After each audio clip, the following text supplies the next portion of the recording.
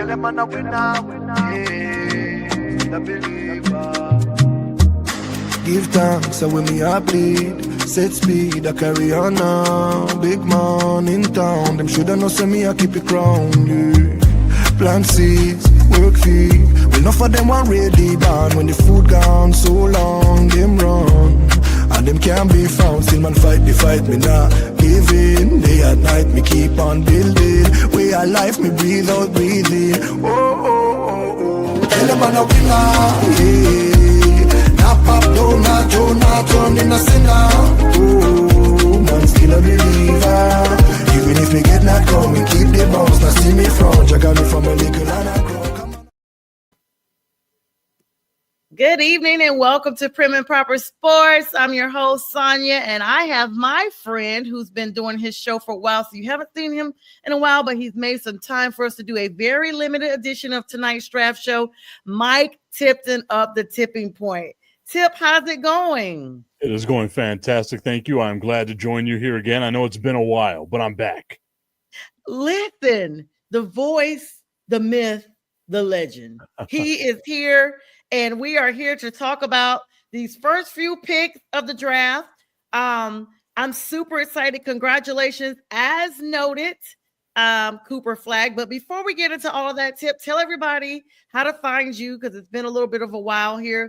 Let everybody know how to find you and all the shows and stuff you got going on here. Yeah, Monday through Friday, I have the Tipping Point with Mike Tipton. That's on National Stream of Sports. We do that at 8 a.m. Mountain Time, so 10 a.m. Eastern. You can always follow me on Instagram as well at Mr. Tipton33. That's on all of the social medias at Mr. Tipton33. And I also have a show on Saturdays called Fire and Ice that we do live from Buffalo Wild Wings. Shout out to Buffalo Wild Wings for letting your boy do his crazy stuff from over there. That's every Saturday at noon Mountain Time, so 2 Eastern Time that we do that show. So yeah, come check it out. It's always a fun time. I'm one of the weird guys. I don't take anything seriously at all. So my show goes off the rails real quick. Off the rails is always the fun time. Always the fun time. Of course, even though we said the hypeness really wasn't around the draft, Tip, I mean, both of our teams had some drafts early on here. Of course, Cooper Flagg, not the Mavs being my team, but Duke, of course, being my team. Congratulations to Cooper going number 1 as projected to the Dallas Mavericks.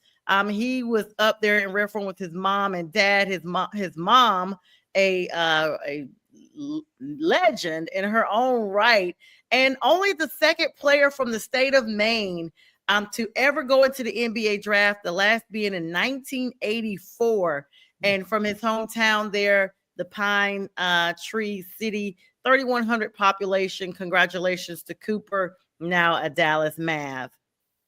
Yeah, and I think that's the thing, right? It's like there was no drama about who was going to be the number 1 overall pick this year. Like the NFL draft, there was a little bit of drama. There was a little bit, maybe it wouldn't be Cam Ward, maybe it would be somebody else. There was none with Cooper Flagg. This was a consensus number 1 overall pick. And if you saw the kid play, you understand why, right? And if you haven't seen any college basketball, I will just let you know right now that this kid, Cooper Flagg, is the real deal. And that pains me to say that as someone that's like a Texas Tech / North Carolina fan, aka Duke hater, like to give this dude his flowers. He's not there no more, so now I feel like I can give him his flowers. But this is a legit dude, and it takes the Dallas Mavericks from being like a middle of the road team to being a team that you really got to look out for going here into this next season. Yeah, of course, Cooper's extremely happy. His mom and dad and siblings were there. I didn't even realize Cooper was a twin. He has a twin that has committed to, I think it's Bear College or something like that. But they are seem to be very, modern yet very simple life people that just enjoy being quiet, and just to themselves, very unassuming, not super duper, over the top or at all. And his talent clearly speaks for itself, for him. And, like I said, basketball is clearly in his DNA, Tip. Yeah, and that's the thing, right? Like he was talking I don't know if it was Good Morning America or if it was the Today Show, but he was on there for a little while and they were talking about like, him playing one-on-one with his mom in the driveway. And the fact that he he never beat his mom at one-on-one. And she, that shows like what type of legend she is. I also I want to ask you this because I think about it all the time, right? Like my brother, God rest his soul, he was 6'5", and he had all the athletic ability. I'm all of 5'10". You know what I mean? So I could imagine what it's like to be Cooper Flagg's twin brother, watching him get drafted number 1 overall. I kind of feel bad for him, like knowing that he has a twin now. Yeah, that's what I was wondering. Like, how does that work? That your twin, twins usually have double the power. It's kind of like Wonder Twins activate and things like that. But it looked as if that's not the scenario here with Cooper and his brother. I mean, but I don't know. Do you feel some sort of like tug that, hey, I should have been better? I mean, I don't know how to think about that. Or do you just be proud and you're like, because are there any twins in the NBA? I've never thought about that. We know there's some that have played in the NFL. There's been a couple of twins in the NBA. As a matter of fact, I know that there were a couple that were drafted back to back to Detroit, and I want to say Houston. Like I can't remember the names at the top of my head, but we had Markieff Morris and Marcus Morris were in the NBA. Brooke Lopez, Robin Lopez. There's been a couple of them that we've seen. Horace Grant and Harvey Grant going all the way back. Oh yeah, how can I forget the Grants? So for me, it's like there is that twin gets to go to the NBA thing. And this isn't the first time, because let's remember, Blake Griffin is a twin as well. His brother didn't get drafted to the NBA. So there's always that. Like I always feel bad for the one twin that can't make it. Even if you make it and you're not as good as your brother, at least you made it. If you didn't make it, man, that's got to be a terrible feeling. It's like, are you the runt of the litter? Is that how you look at it? Would you look at it like that if they're not there? Like, how crazy would it be? Cooper Flagg's 6'9", his twin is 6'1". Like, how crazy would that? Like, obviously, it's not the case, but I think of it this way because I have a friend. His name was Matt Wilms. He played at UTEP. He was 7'3" and didn't make it to the NBA. And I'm got some really tall friends. Ryan Hollins used to play in the NBA as well. Him being 7 foot tall, right on the dot. Being 5'10", they're a full foot taller than me. It's crazy. Yeah, literally. But I think about it you're 7'3". 1 out of every 7 people that are 7 feet tall has played in the NBA, and you're one of the 6 that didn't. That's got to be such a bad feeling. You're stuck with that. That's literally you are the oddball, but in a bad sense. You don't want to be the exception to the rule in a bad sense. You want to be the exception to the rule in a good sense. I was looking at all the emotion, and it's certainly, I mean, some of the moms that were there crying and things like that. Of course, the hard work that put in Bahamas stand up with VJ getting drafted. I mean, she talked about how they literally came from nothing. Sometimes I look at these moms and it makes me think about, they clearly indicate, some type of either single family in one way or another. And so these draft picks have worked hard. I got the show actually turned on before everybody started getting drafted, Tip, because I wanted to see the behind the scenes thing of what was going on and to, kind of just get the feel, even though it's so quick that this goes by. But to just see all of the emotion, and these guys are really wearing some amazing suits. Of course, your number 2 pick, let's go ahead and talk about him. Dylan Harper, son of Ron Harper, definitely went in and was chosen to go to your Spurs. So congratulations, Tip. Thank you. Like I said in the show earlier today, whenever we were on the National Professional Sports Show, hello. Because RM Dizzle is like, man, y'all doing this again? Of course we're doing it. Yeah, it's my show, Dizzle. Where you been? I'm excited about it because it gives the Spurs another wing player. That's kind of what their depth was. They needed depth at the bigs and they needed depth at the wings. They got themselves another wing player. He's going to be able to come in and start for the San Antonio Spurs right off the bat. And again, the Spurs are doing what the Spurs do best, and that's building the team from within. I was so worried that they were going to think that their window is now. I don't think their window's now. I think their window's going to be in the next couple of years, but they're going to be a playoff contending team from now on. Dylan Harper is a game changer for the San Antonio Spurs because you got De'Aaron Fox, Dylan Harper, Stephon Castle. It doesn't matter who you put at number 4. It's probably going to be Mamu Dashilishvili and then you're going to have Yeah. Victor Wembanyama as well. Like, that to me is such a great starting lineup. Now it's just all about adding depth to the San Antonio Spurs. Absolutely. And they has now picked the first 10. So congratulations again. The number 3 pick went to the 76ers, and they picked up Mr. VJ Edgecombe, of course, the guard out of Baylor. He was the one, the Bahamian native. Stands up. Congratulations to his mother, his brother, and their entire village. They talked about him playing against grown men on the island, and they asked, Monica McNutt asked, when his brother witnessed that, his brother said, he had a belief in himself when no one else saw it. And, at the end of the day, you have to believe yourself even when the naysayers don't. And honestly, that kind of inspired something in me. It just made me think about, you want to be the best at whatever you're doing, even when it's difficult, because you are the one that's pushing yourself. So congratulations to the 76ers. What were your thoughts on that pick with VJ Edgecombe? Like that again, I think it's a huge pick for him because he's such a phenomenal athlete. Like, again, whenever your comparison is Russell Westbrook, you know that you are one of the top tier athletes ever, like to have ever laced up onto the basketball court. So for me, like, I think that's a great pick for the 76ers.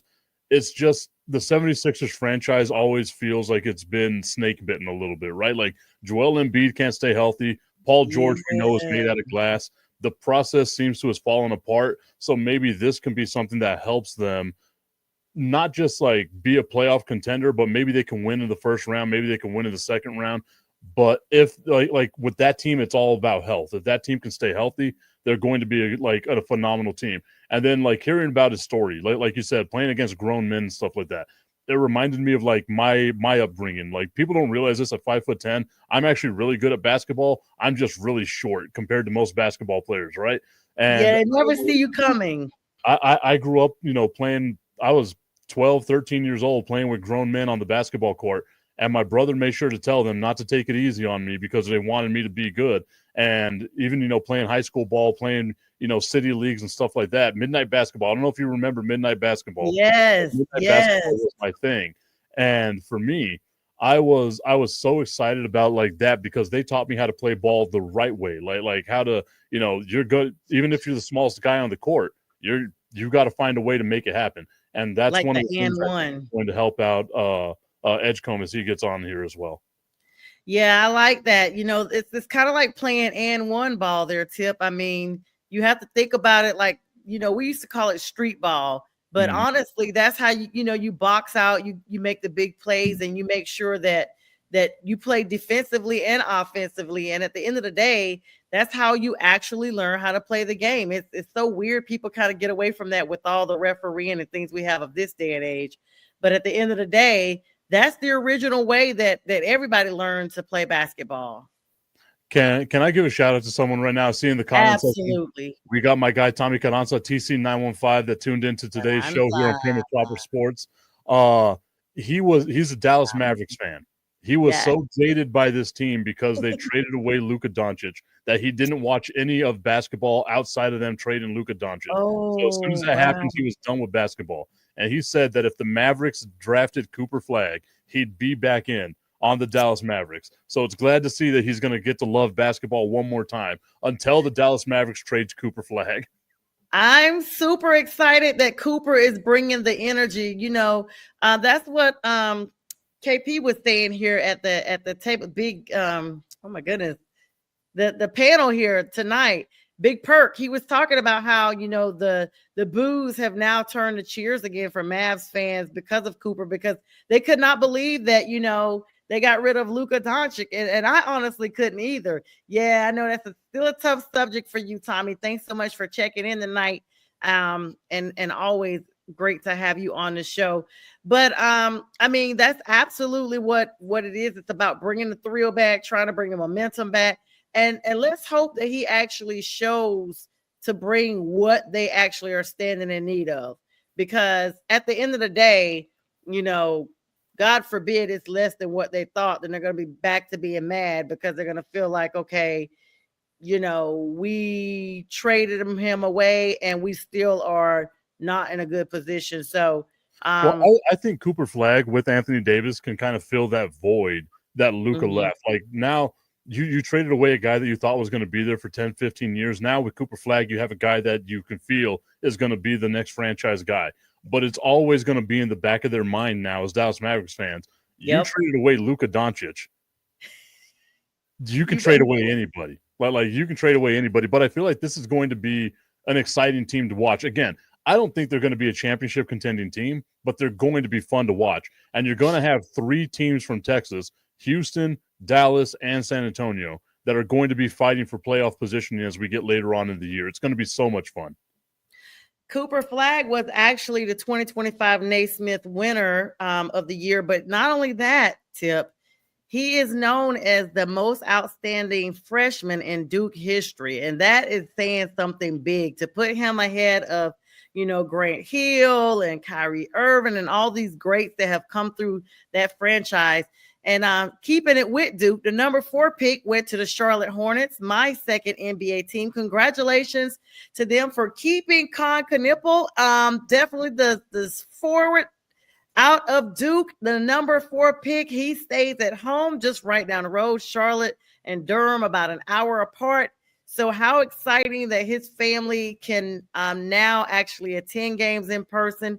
And the Hornets actually have been in, third worst season in the league. I mean, third worst. LaMelo Ball just not looking good at all. They lost like 60-some games.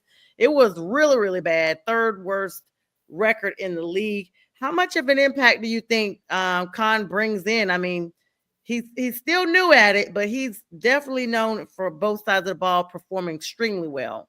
It helps out LaMelo immensely, right? Like it gives LaMelo someone that can shoot the ball, because that, like, it's very rare that you watch a couple of teams in basketball and you're like, this is just bad basketball. And this year it was the Wizards and it was the Charlotte Hornets. Just they were bad teams overall. Maybe even the Utah Jazz we can put in there.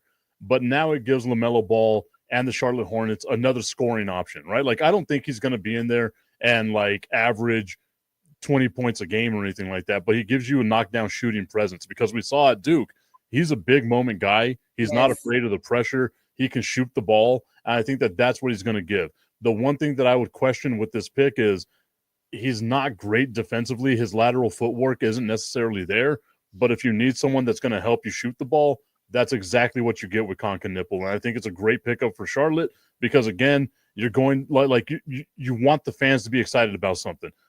Charlotte, not that far away from Raleigh and where Durham is, they're going to have a lot of fan favorites there that go down there simply to watch Con Knippel. That's true. That's true. And it's about the revenue as well. And I didn't even think about from the fan aspect. He's built his own fans there, even there as a freshman, Tip. Brief time there, but he's going to have, friends and whatnot that are following him just down the road, 85 South, 40 to 85 coming from the Raleigh-Durham area. So congratulations to him. And you know what it shows you? It shows you that, like, because going into the NCAA tournament, no one was looking at Con Knippel as like a draft pick.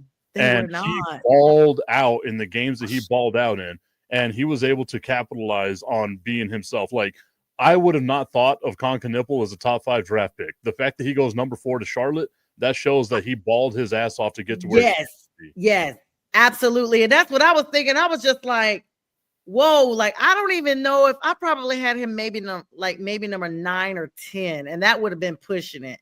But he clearly, and it says a lot about the Charlotte Hornets that they actually kept someone home. I always respect when teams can keep draftees in their same respective zip codes and locations. So I'm keeping up with the NBA draft right now, and I saw, and this is what I wanted to kind of talk about earlier on the show, we just didn't have enough time, was what Phoenix was going to do with that number 10 overall pick from the Houston Rockets, obviously trading AD, right? Or KD.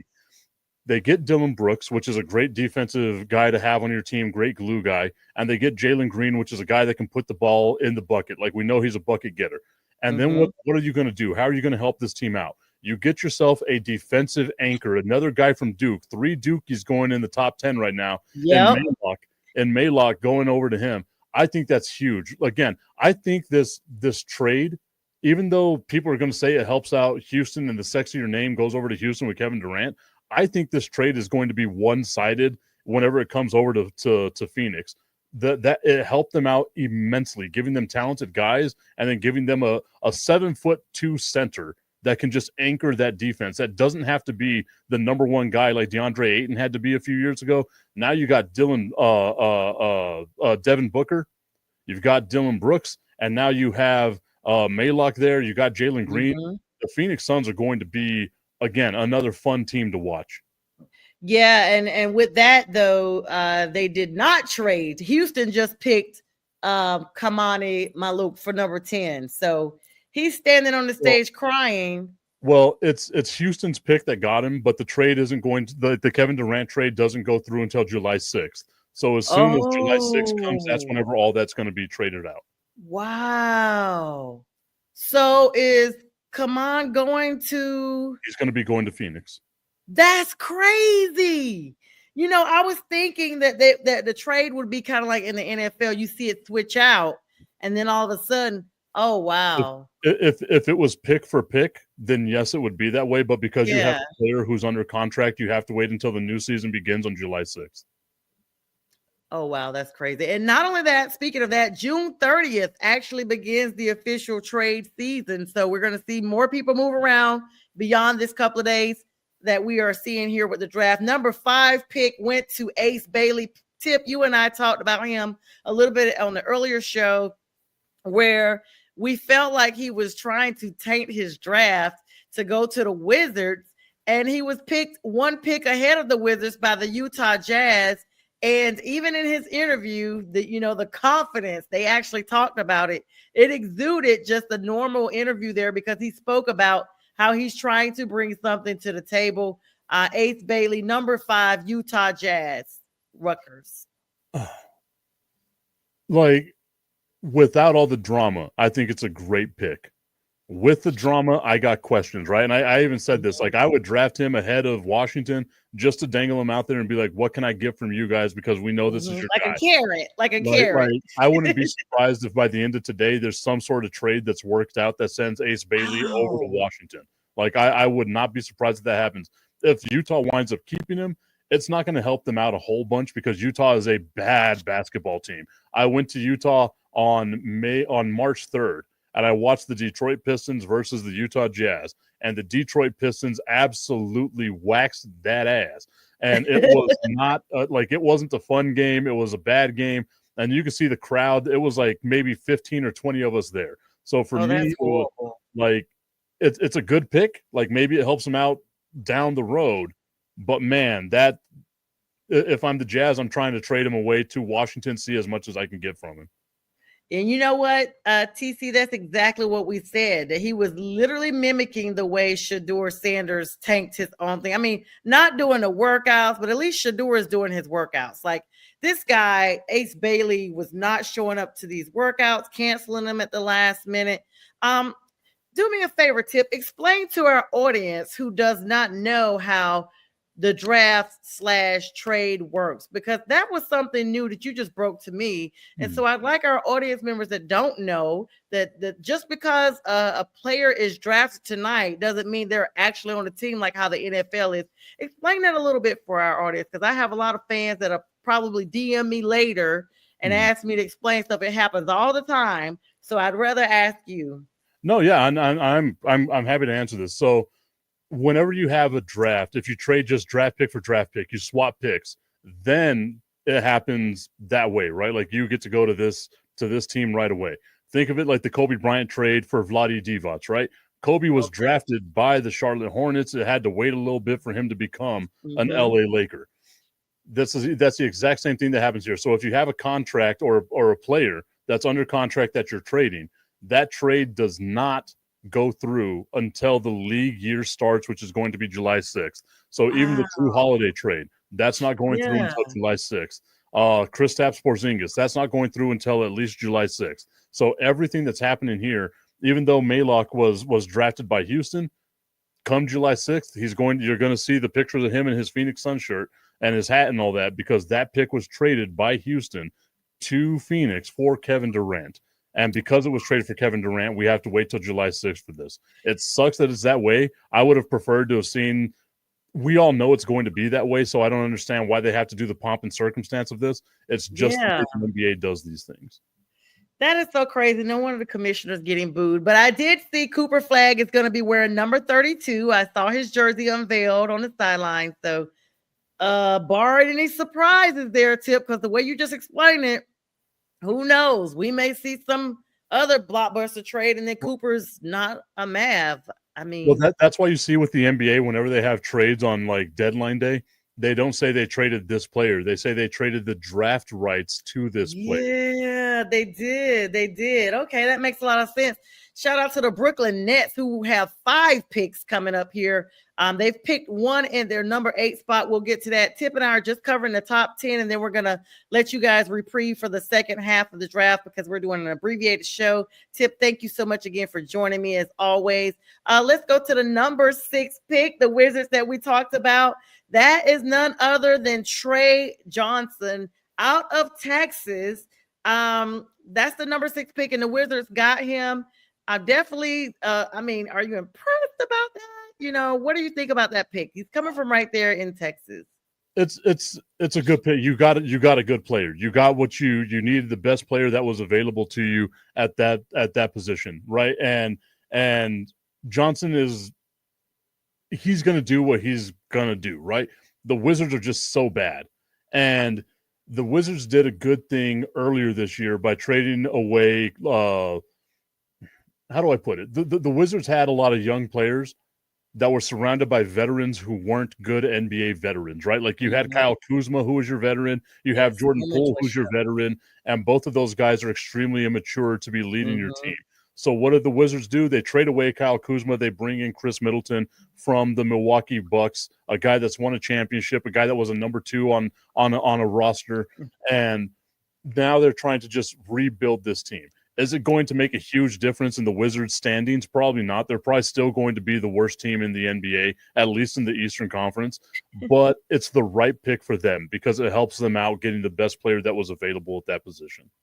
That makes sense. And the East is wide open with all the Achilles injuries that we've seen these big guys go down that are going to be out at least the majority of next season and maybe not even make the playoffs because the Achilles injuries are so what a catastrophe that all these big names go down with the exact same injury. We definitely wishing them all well. Number 7 pick went to the New Orleans Pelicans, who have committed to keeping Zion, at least for now. They've picked up the sharpest suit in the draft. There was another guy, I didn't get his name. He had on a lavender suit as well with some white on it. But this Jeremiah Fears outfit, that crimson red was absolutely stunning. Out of Oklahoma, the Sooners. So he's representing the colors there. He is now the number 7 pick for the New Orleans Pelicans. What were your thoughts on that, Tip? The Pelicans got themselves a guy, right? I know we were joking about it earlier. Like the Pelicans, they have this new GM that comes in and he's like, "Oh, we're going to build around Zion." I think all of us see it's time to move away from Zion, and I think Jeremiah Fears is that kind of guy. Like he can be the type of guy that gets people excited. And like my guy Tommy Carranza, he's a huge Oklahoma fan, so he's got to be happy about this.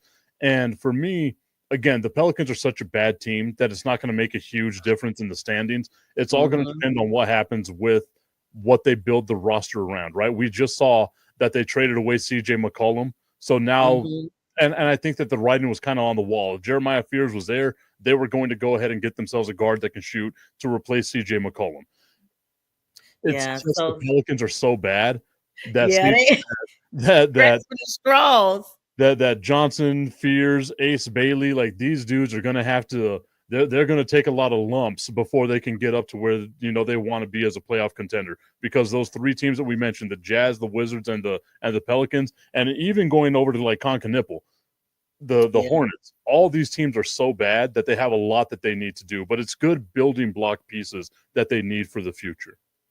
Yeah, absolutely. And we've seen that. We're waiting on Porzingis to come to the Hawks for Trae Young later on. But like you said, that's got to kick in for July 6th. Of course, Kyrie Irving delaying his player option, but taking the lesser with the $43 million contract extension. So that's going to be, I guess, all that'll take effect here next week. July 6th is coming up really soon. So happy 4th of July early in advance to everybody. Let's go on over here to the Brooklyn Nets, grabbing one of their first of round one picks. They have 5, like we talked about earlier. They got Edgar Deming, the guard from BYU. Now the Nets have been very blessed in having all these drafts. What were your thoughts on them grabbing Edgar? Again, like it's the best player available to you, right? Like that's what the Nets are doing. Again, a bad team, like they've this first part of the draft, right? Like Houston, San Antonio, Dallas. Seeing them pick that high is not normal, right? Because like we can see that these teams are on the come up right now. Hi, Ryan. For Brooklyn, again, it's a good pick for them. It's a part of the building block of getting to where you need to be. If you're a Brooklyn Nets fan, don't be putting a lot of money in this thinking that you're going to win a championship within the next couple of years. You still got a lot of building that you need to do, and that's because of the Brooklyn Nets being handcuffed over the last couple of years because of all the assets they gave up to get James Harden, to get Kyrie, Kevin Durant. Like they're still having to deal with the outcome of all that stuff as well. Yeah, it's like it's almost the kinship of paying your credit card bill, but then turn around paying your credit card bill to pay all your other bills. So now your credit card bill is due again. And that's what's happening. They're literally, as they say, robbing Peter to pay Paul. We're going to get your question in just a second. Ryan, thank you so much for joining us. Let's wrap up the last 2 of the top 10. The Toronto Raptors, number 9, Colin Murray-Boyles, the forward out of South Carolina for Toronto. Now, Toronto's been kind of quiet over the last season or two. I just don't, imagine them making much of a noise with this pick. I don't know what to think of this one, Tip. Teams pick in the lottery for the most part because they're bad teams, right? So it means that they're more than just one player away. Like in Dallas's case, Dallas got there because they were the last team to make it into the play-in tournament. They win a game in the play-in tournament, and luckily for them, they're able to be the number one, get the number 1 overall pick. That's a different scenario. The same thing with the San Antonio Spurs. They're not terrible, but they're not great. Like their odds to get the number 2 overall pick, I think, was like 3%. The same thing with Dallas. I think their odds to get the number 1 overall pick was like 1.2%. So like them being at this position is the outlier. Toronto is, again, another bad team that's just putting the building blocks together. I love this pick for them because it gives their fan base something to get excited about. Like he's a good player. He's going to be able to put the ball in the bucket. I equate him to, like, I don't want to say Tyrese Halliburton because I think Tyrese Halliburton's ceiling is really high, but he's a Tyrese Halliburton style of player. That's actually really good. Wow, I never even thought about that. That's this is why I have Tip on, guys. He breaks it down all the way down. I am such a basketball nerd. It's not even funny. Yes. I'm so glad. Listen, I'm so glad we have you on. Let's go ahead and cover this last of the top 10 picks. And it is none other than the Houston Rockets from Phoenix via Brooklyn. Kaman Maluk, the center out of Duke. So Duke's got 3 players in the top 10. And this is the player that you kind of alluded to a few moments ago. So give us your overview of that, and then we'll get to Ryan's question here before we wrap up.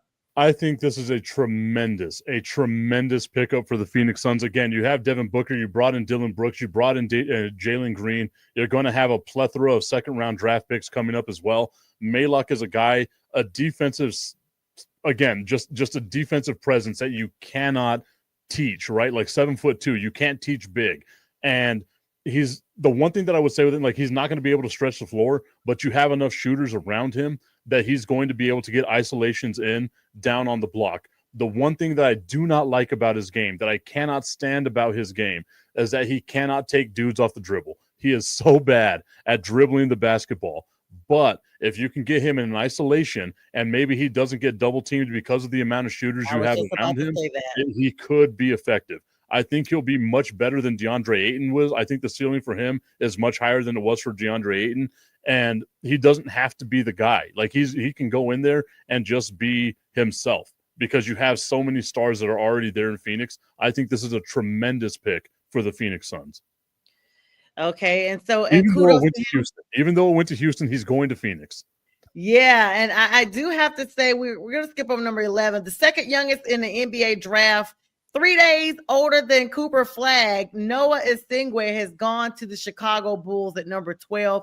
He and Cooper this is a young draft class. Both of them are 18, and that means Noah's birthday is in December as well, since he's only 3 days older than Cooper. A question posed here. Oh, Tip, I know I told you we're only going to do the top 10, but you're such a basketball head. It's just been super, super fun. Got a question here from Ryan. Let's put it up for you so we can rehash that. He said, what's up, Tip? You know, I'm a Pistons fan. What piece does Detroit need to add to reach the ECF? It's such a tough one for me, because I think that Detroit now, given the injuries that we've seen in the Eastern Conference, Detroit, along with New York, has to be considered one of the best two teams. So if I'm Detroit, I just re-sign the guys that I have, right? Like I try not to make a whole bunch of splash here. You don't have a first round draft pick, so you're not going to be drafting anybody. I wouldn't spend a whole lot in free agency, because you got to be able to save some money in order to sign guys long term. Just re-sign the guys you have and run it back. Remember, you took the Knicks to the brink. The Knicks took the Pacers to the brink as well, right? Like it could have just been a couple of bounces, and you could have been that team. You could have been the Indiana Pacers. The Eastern Conference, to me, is wide open because of all those Achilles injuries that we mentioned, right? Milwaukee, they're probably not going to be as good because of Damian Lillard, and Giannis Antetokounmpo wants out. Boston, yes. They're not going to be as good. We see them right now. They're shedding all kinds of salary to make a move. That's what it comes down to, right? Like, you don't have enough money to do what it is that you want to do. Boston's not going to be as good as what they were. Indiana, Tyrese Halliburton rupturing his ACL in Game 7 of the NBA Finals. He's pretty much done for the remainder of the 25-26 season. Yep. So now you've leapfrogged 3 teams here that you thought were so much better than you. The Pistons, to me, are a good team. I wouldn't change much on that team if I change anything. Maybe another outside shooter. Maybe you get rid of Tim Hardaway Jr. and bring in somebody else that can shoot the ball for you a little bit more consistently than Tim Hardaway Jr. But I really like the current construction of the Detroit Pistons, which is something I didn't think I would have said at the beginning of this year.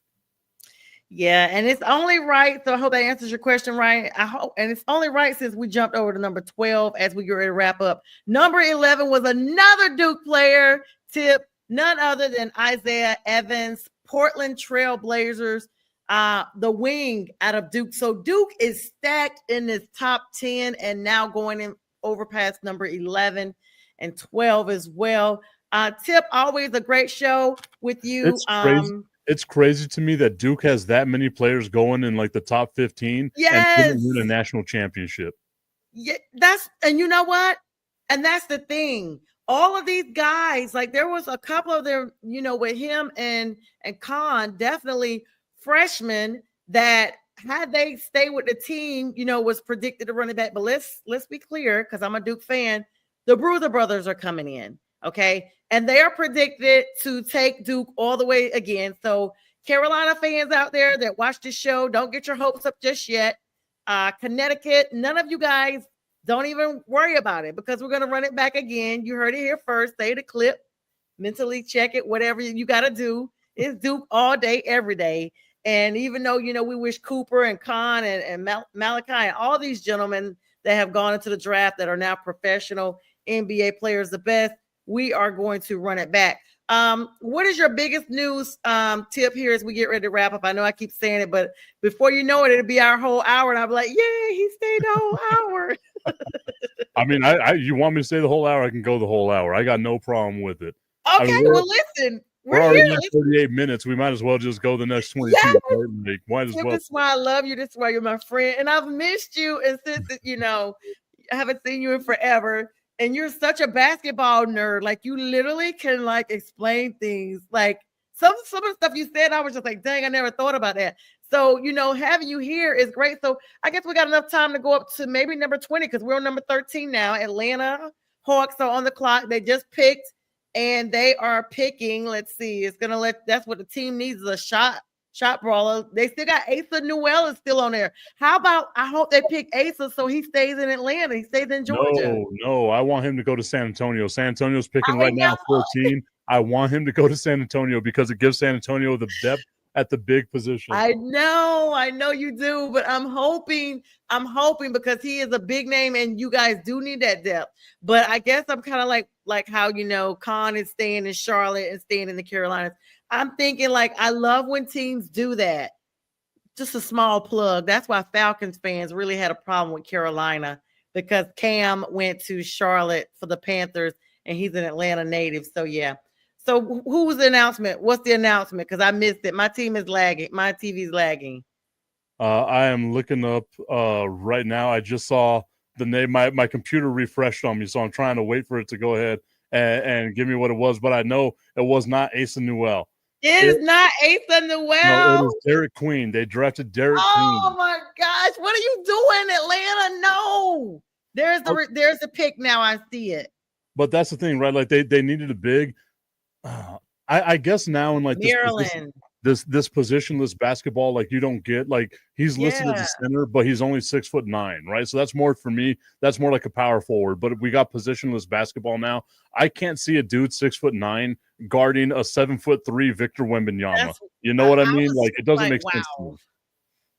But it makes me happy as a Spurs fan because it means my guy is there. I assure you, the Spurs are more than likely not going to draft Asa Newell. I want them to. I feel like they're not going to. They're going to let me down. I know that they've been linked to a European player. I can't remember his name off the top of my head. Yeah.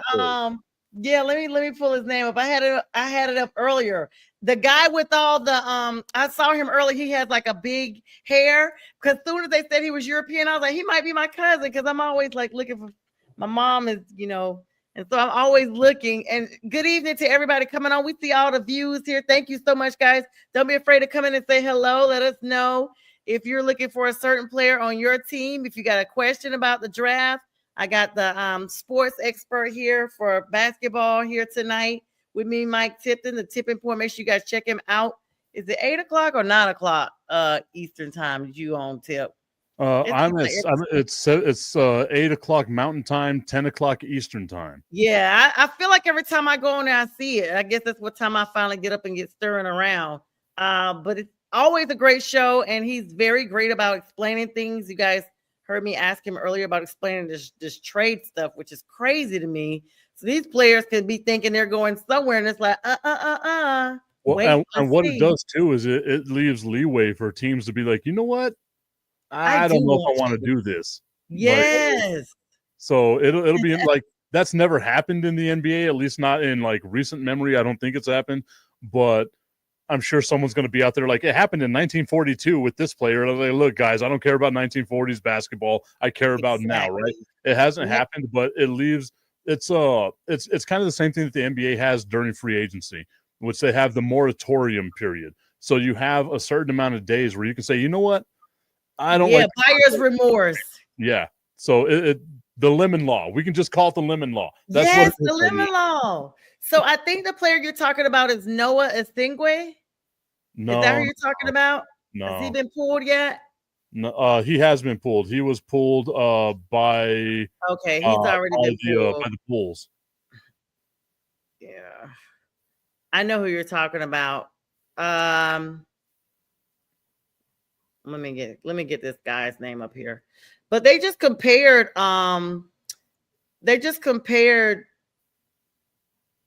Derek Queen to Cooper. They had him like some type of Boilers Academy that they said they had like a overall comparisons. So that's pretty big for Atlanta. So the player that's linked to the San Antonio Spurs is a center named Johan Berenger. He is out of Setvina Olympia. Oh, no, I haven't seen him. Yeah. And I wonder if he's the one that they introduced up there. He's got like his hair out, but he looks like he may be like mixed. Yeah, no, he's got a big old fro and everything. So no, that's him then. Yeah. I just didn't realize. Okay, yeah. They did pronounce his name as Johan. You know, every time I hear Johan, I think about the Smurfs. Okay, so the Spurs are up right now making their pick. Do you remember Johan from the Smurfs? I have never seen the Smurfs in my life. Oh my goodness, the Smurfs is like my favorite cartoon. Those and the Flintstones. Okay, so I like the pick the Spurs did right now. You'll see in just a little bit. They drafted Carter Bryant. He's a wing player out of Arizona. Again, like that's what they really needed a lot of help with, was like outside shooting. And like I think he's going to wind up being like one of these 3-and-D guys. He's kind of like Jeremy Shohan if you're a San Antonio Spurs fan, but with like more range, more shooting ability. So I kind of like what the Spurs are doing here, because again, like we play positionless basketball, right? Like there's no such thing as a traditional 5 or a traditional 1 anymore. And I think what the Spurs are doing is they're saying, look, Victor Wembanyama is big enough that he can guard the entire paint area by himself. You funnel guys in right there, and I think that I think that the Spurs are just going, look, we'll have perimeter defense, funnel everyone into Victor Wembanyama, let him get his blocks, because let's remember, 2 years ago, he should have been the only rookie to have ever won the Defensive Player of the Year award. He averaged 2 more blocks a game than Rudy Gobert did, and just as many defensive rebounds. They just never want to give the Rookie of the Year to a defense or Player of the Year to a rookie. So for me, I like the pick. It's not who I wanted, because I wanted Asa Newell, and I hope that he goes somewhere that's not in the Western Conference, because I feel like he's going to beat up on the San Antonio Spurs if he does go in the Western Conference. And I thought the other guy you were thinking about was Kasparas Johansson. I think that's the one. Mm-hmm. What kind of outfit has Carter Bryant got on? My goodness. He doesn't even have a shirt on under that jacket. Well, I mean, if you got muscles like that, you're the one who's going to the gym all the time. You know, if you got muscles like that you gotta show them off a little bit.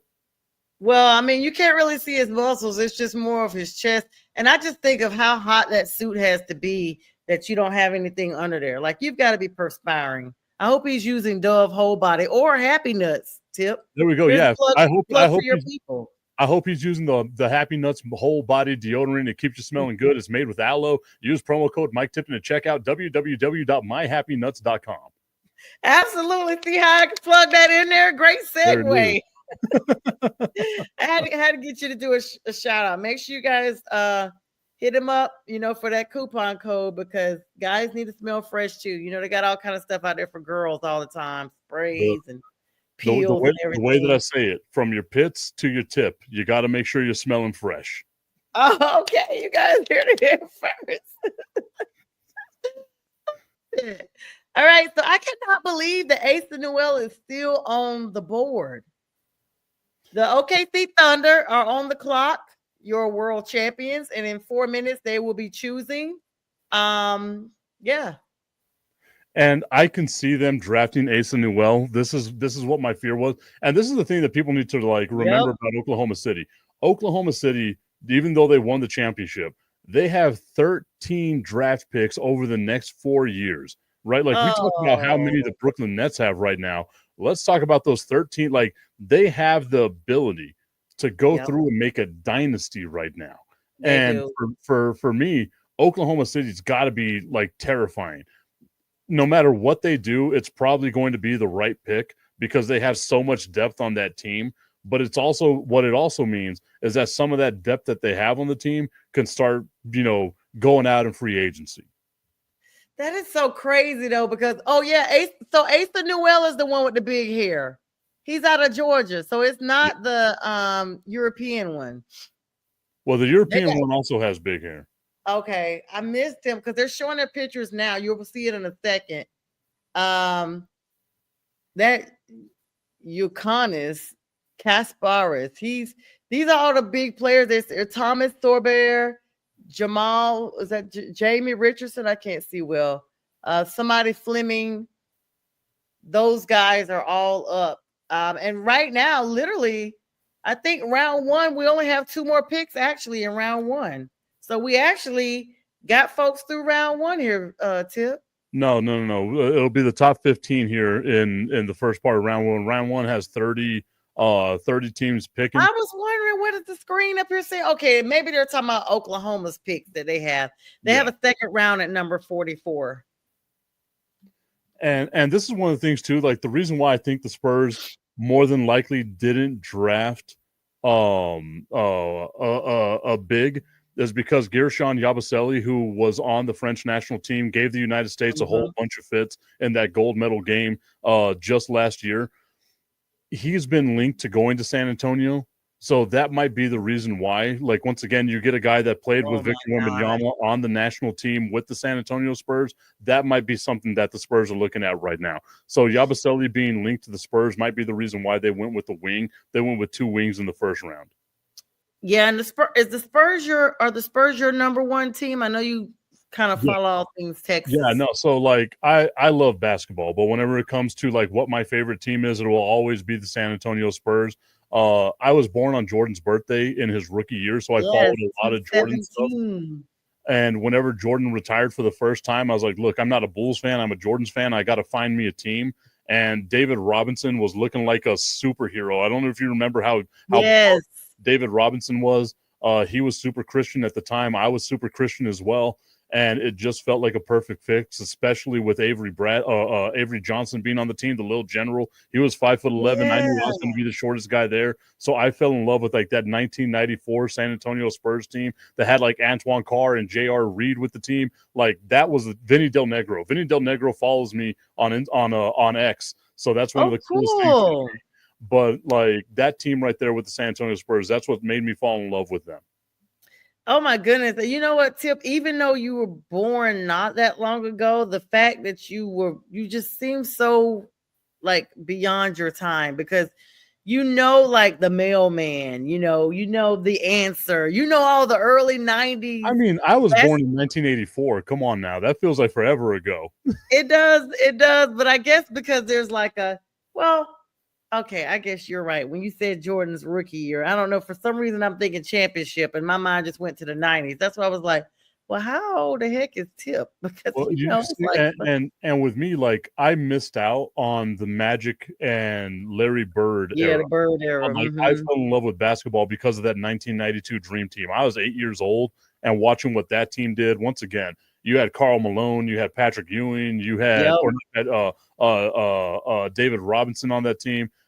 It was just such a stacked roster that whenever you were watching that with the Olympics, it was something that made me fall in love with basketball. And I tell people all the time, basketball will always be my very first love. Like I love that game. So I watched the Summer League, I watched the G League. I'm that much of a basketball.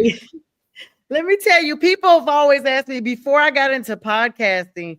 I used to be like that about basketball, like all the time. I mean, I couldn't wait for the NBA season. I played recreation ball when I was in middle school. I tried to make the high school team. I didn't make it, but the last year, I tried out I think twice. I was the water girl the second time just so I could travel with the team. And the coach was like, you should go out for the team. I was like, no, I don't want to be cut. And she was like, but you probably have really worked on your game. You'd be really good, but I didn't do it. My brother was like a star basketball player for our school. And so I just stuck with track and other stuff. But basketball used to be exactly where it's at. And now that, I kind of like check out once my Hornets or Hawks are not in it anymore. But, doing this job, doing podcasts, and you got to know what's going on. And it starts out as me like, let me watch the enemies. Let me see what my rivals are doing. And then before you know it, you're watching all the leagues. So that's how it kind of starts out. But basketball is so exciting. And for me, like this past NBA final, like if you didn't get excited with basketball with this past NBA final, you were nothing but a hating ass hater. Sorry. Yeah, that's who you are. Like you just hate basketball. You hate fun. You didn't want to see the Thunder. Now, speaking of the Thunder, Thomas Sorbear has just been picked at number 15 out of Georgetown. So feels like we must have skipped over 13. And what's happening here? So number 13 was Derek Queen. We were talking about that. Number 14 was Bryant that got drafted to the San Antonio Spurs. Sorber being drafted by the Oklahoma City Thunder. We were talking about they need a little bit of more depth. Okay. That's exactly what they did. Felt like that ran by. Okay, let's back up for a second while we're waiting for them. This is something you and I kind of talked about before we started the live tip. I know you said you saw Ron Harper there. I did not see him go up on the stage or to the side of the stage like we've seen everybody else's family. I wonder why, especially with him being a five-time champion in the NBA, and you don't walk up to the stage with your son. I don't know what's going on with that. There's a part of me that's like, as a dad, I would be there for like my kid, but then there's a Mhm. part of me that's like, if I was playing in the NBA and I won as many championships as Ron Harper did, and I have that background, I kind of stay in the background because it's my son's moment, right? Like Yeah. I want him to get all the love and adoration that he deserves. So it might just be that personal decision to look, this is your moment. I'm not going to Yeah. take anything away from you. You go out there, you live this moment to the best of your ability. Because maybe they'll start talking about him before you know it. It's like, yeah, 5 times. Da, da, da. Yeah, that makes a lot of sense. Your friend Tommy has a question here. He said, what are you watching if it was on at the same time as the Spurs game? 7 NBA Game 7 championship game or a Cowboys Super Bowl. No cop outs. You have to watch one or the other. So I was going to say, I just bring another TV into the living room, and that's the way that I do it. Like I've done that. I've had 2 monitors, literally. The TV that you see me moving on right here, I could just move that up and move it over there and there. But if I only had one TV and I could only watch one thing, I am watching my Dallas Cowboys in the Super Bowl. I've said it a bunch of times because you always get these hypothetical questions, right? Like if you could only choose one of your favorite sports teams, what would that team be? For me, the Yankees are going bye-bye. My Vegas Golden Knights are going bye-bye. My San Antonio Spurs are going bye-bye. I am watching my Dallas Cowboys as much as I possibly can. Sonia, which one of your teams would be that team that you say everyone else has got to go kick rocks? Yeah, I was just about to say the Panthers. And I'm going to tell you my biggest regret, Tip. I hope I live long enough to see the Panthers go to the Super Bowl again. I had an opportunity to go to the Super Bowl. Some of a lot of people that know me know I started the all-female fan club for the team. A lot of them were trying to get together to basically say, hey, we could get you to the Super Bowl, blah, blah, blah, blah, blah. I was like, well, I want to take my significant other. Big mistake. Now I'm single. And I don't know if my team will ever go again. I should have. Listen, if I ever have a significant other again, and the Panthers go back, I'm going to be like, listen, you have to watch me on TV. I'm never going to pass up an opportunity, especially free. Like people were going to support me to go, sponsor me to go. And now it's been 10 years and I don't know if they'll ever get back. And I just feel like that was an opportunity missed. So I say all that to say, absolutely my Carolina Panthers. My biggest dream, honestly, Tip, is to sing the national anthem at a Panthers home game. But I want them to introduce me. I actually do sing. So we need to make that happen. I will. I don't know who I got to write to, what I got to do. We will make this happen. I actually had a sample on my page years ago that I sang the national anthem, but I kept the lights and stuff off because I didn't want anybody to know it was me. So I just sang on Facebook Live. I'm gonna have to see if Facebook gives me all my other memories, but I don't see that one. So. But everybody was like, "Who is that?" So I guess what I can do is like, if you don't mind flying out to El Paso, I will find a way to make you sing the national anthem for the El Paso Chihuahuas. We'll put that on tape.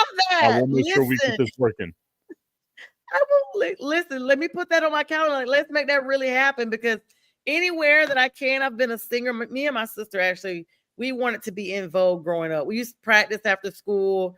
We had a couple other friends that sang really well. We got into a talent show. And they probably would have won it, but it was judged by our teachers. And my choreography is not good. And so they told them that, you guys can compete really well, but you got to get rid of Sonya because she cannot get the dance steps down. And so they chose to boot me out of the group, but I was one of the lead singers. So I'm like, yeah, go ahead then, But we still sing. And it's just I sing all the time, like every day I'm singing something, and I write my own stuff too, so it's just something that's always in my pastime. Like I just love music. So yeah, let me figure out who I got to talk to, and we'll find a way to make this stuff happen. Thank you. I might be just doing your Happy Nuts commercial, like Happy Nuts. A little Happy Nuts with some soul. I like it. Yes, Happy Nuts. Yeah, make your nuts sing. Oh gosh. Okay, we got the number 18 pick is in the T-Wolves, who sold their team, Tip. They got unanimously voted today to sell their team to this dude that plays baseball. Did you guys say that correctly? Yes, Alex Rodriguez has been he went through a process that's called step ownership. He actually became a minority owner with the Minnesota Timberwolves back in 2022, and it was a pathway to ownership to get to the number one spot. The whole deal was supposed to go through about a year and a half ago, but the current owner, or the former owner now of the Timberwolves, put a block on it because even though they sold for $1.5 billion, he agreed to sell for $1.5 billion. That year, they got valued at $5.2 billion. And he wanted Alex Rodriguez and his crew to pay that extra. They had the paperwork. They went to court. They did all kinds of stuff. The NBA, along with the federal government, agreed that, look, you sold this to Alex Rodriguez for 1.5. So now Alex Rodriguez buys the team. I think I got the number wrong. I think it's 3.5. But either way, Alex Rodriguez buys the team, and now they are valued at double, if not almost triple, what he bought the team for in this step process to get there. So he's already sitting pretty. He already is with his baseball career. So, and the Lynx also, that it was a package duo, the WNBA team, to Love and Rodriguez. So, I mean, those guys got it done. Of course, their pick is in the number 18. Okay. They've got a guy here. Yeah, they got Yang Hansen from China. Again, like they need bigs, right? They need someone to help out with Rudy Gobert. The difference between he and Rudy Gobert is that he's a little bit of a better shooter. So he can shoot from the mid-range. He's not going to stretch the floor all the way out to the three-point line, but he gives you someone that's a viable option from 18 to 16 feet that can make a steady jump shot. So this is like more of your traditional center that can actually shoot the ball a little bit. So I think that's going to be a great pickup for Minnesota, because that's something that's going to help them out with depth. And as we saw, the issue they had was keeping Gobert out of foul trouble. Now you have another guy that can help you out on the offensive and defensive side at your number 5 position. And I already see. So this was pick number 18? 16. So they're saying, okay, 17 is up. Minnesota's up again. And then Washington is up. Tip, we are at the top of the hour. Did you want to stay up to 20 or you want to wrap it up here? If we can wrap it up, because I got to make myself some dinner. And you got to make sure you plug in your happy nuts. Tip, always great to have you on here. You guys have saw us cover the top 16 draft picks in the 2025 NBA draft. More to come. And as Tip explained earlier, some switcheroos could still occur. But congratulations to all those top picks. Tip, thank you so much for always joining me. You guys check him out on the Tipping Point, 10 a.m. Eastern Standard Time, Monday through Friday. Correct, Tip? That is correct. You can catch me Monday through Friday, 10 a.m. Eastern, right here, National Streaming Sports, obviously on my YouTube channel, at Mr. Tipton33 is where you can find me on all social media. And then obviously check out the No BS Show with Sonia Pearson and our guy, Bistrilla. Bistrilla always giving us a little bit of love and a little bit of support as well. And yes, Tommy, I am a local celebrity. I'm like, you have like A-list and B-list celebrities. I'm like the Z-list celebrity. No, you're at least a double A. Just keep it in the top A's. Thanks for that shout out. Of course, the No BS Show is tomorrow at 8 p.m. Eastern Standard Time. Tip, we're going to have you on there sometime soon. Just you can always drop in. The link will be the same as it is tonight. Just pop in and show us, and we got to get some updated pictures too, so we can get you on our little promos there as well. But Tip, always great to have you. Enjoy the rest of the draft. Thank you, Tommy, for all the comments and the support tonight. Thank you, everybody that dropped in and said hello and kept us going tonight. Thank you, Ryan, as well, and all of your friends, Tip, that you brought along. And Tip and I will bid you guys a good night. We'll see you soon. We not lose a man a winner, and that's for certain. Never take no program, come me and me own dance. So me go and shut and tell them I'm a winner, yeah. Nap up, don't not turn in a